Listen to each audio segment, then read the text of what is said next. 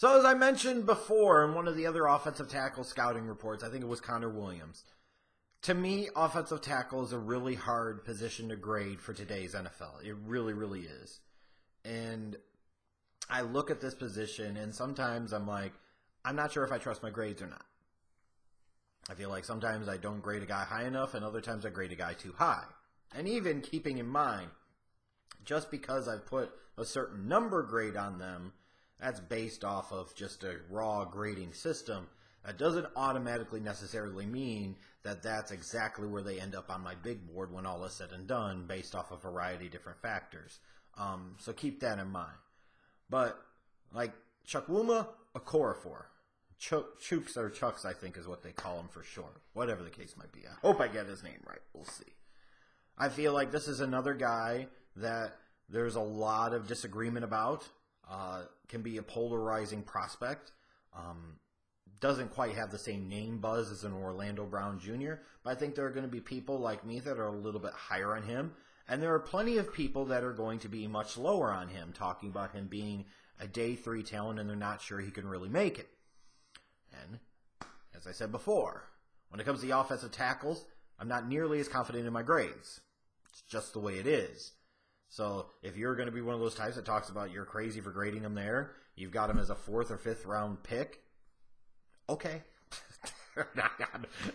Not certainly the position where I choose to die on that hill, not the position where I'm going to sit there, I got an ant crawling around me. That's why I hate when it starts getting warm, these stupid damn ants, no matter how much you spray, they seem to find a different way to come in, you little shits. Anyways, but Okorafor, he's got the size that you like out of a left tackle, 6'5", like 330 pounds. He's got the length and size to be able to hold up on the edge. He flashes to me a lot of play strength. He shows me the lower body strength to consistently anchor, shows me the upper body strength to be able to throw people around when he wants to, specifically as a run blocker. I felt like he was pretty well-rounded in terms of as a blocker, both as a run blocker and a pass blocker. Not one area was a huge, significant variance from the other. I thought he was a little bit better as a run blocker, frankly, which is not something I always like to say about a left tackle. To me, the more important skill for a left tackle to have is ultimately you're paying them the money to be able to keep the quarterback upright and protect their blind side. But he is a little bit better of a run blocker. He uses his length and strength well. He walls off defenders. He can keep his legs driving and push people back. The one thing that concerns me about his run blocking, though, is his hand usage, and I'll talk about that a lot here in a moment, can lead to too many shoulder blocks. Like, he lets defenders get into his body a lot. And that's something you get away with in college. It's not going to work at the NFL level. I feel like he gets a good arch in pass protection in terms of his slide step, and he has the natural athleticism, the feet, consistently enough showed to me that he could actually maintain his kick slide as a protector on an island. And coming back to the size, the length, the strength, he can stonewall edge rushers, and he can really give them some fits at times. But at other times, they can get by him, again, because of his hands. He's a decent athlete. You know, from an athletic and size standpoint, you're not concerned about whether or not that's going to be able to translate outside at left tackle in the NFL. What does concern you is something like his hand usage. It's really, really bad. Like, really, really bad. Or not consistently good enough of the time. Because he can fire his hands, and they've got some pop and some violence to them. But he holds his hands way too low in pass protection. Like, he's almost out here to the side of this. I know this isn't the best visualization. Instead of going into an athletic position, he's down here, so it increases the amount of time that it takes for him to react and act significantly. And I don't like seeing that. He's usually late to engage with the edge rushers. He tends to throw his hands too wide. They're uneven. Like, it's really weird when a guy hasn't even dipped to try and bend the edge on him, and he's got like one hand's here and the other hand's here, or other times his hands are just too wide in general. Again, the concern coming into play about holding penalties and blocks in the back and stuff. And then when you talk about the hand usage as well, if he plays against an edge rusher or a defender that's pretty good with their hands and is able to disengage from the initial chuck, he really struggles in those chicken fight type of situations to be able to reestablish his hand control and fire his hands through a second or even third time. Also in pass protection, he has a bad tendency to kind of just pop up almost straight up out of his stance.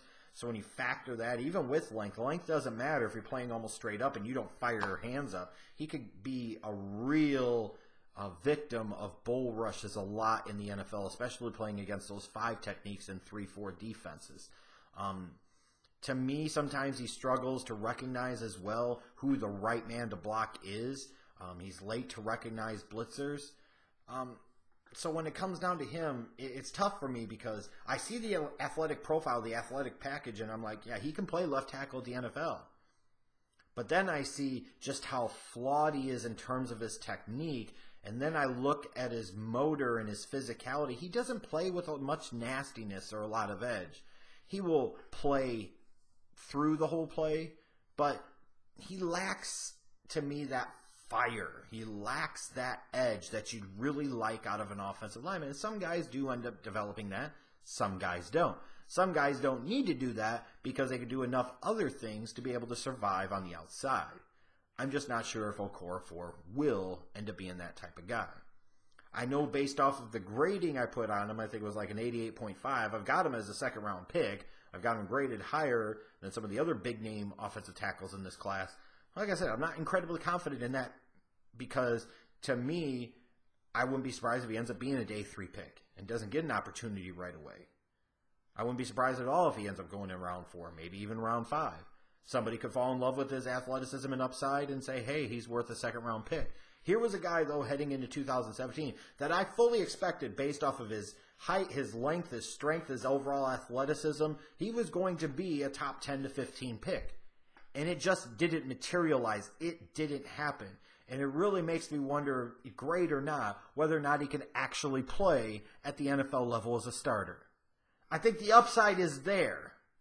It's going to come down to want to and desire and work ethic and where he improves in his deficiencies and how much he improves in those deficiencies as to whether or not he actually ends up realizing what his potential could be.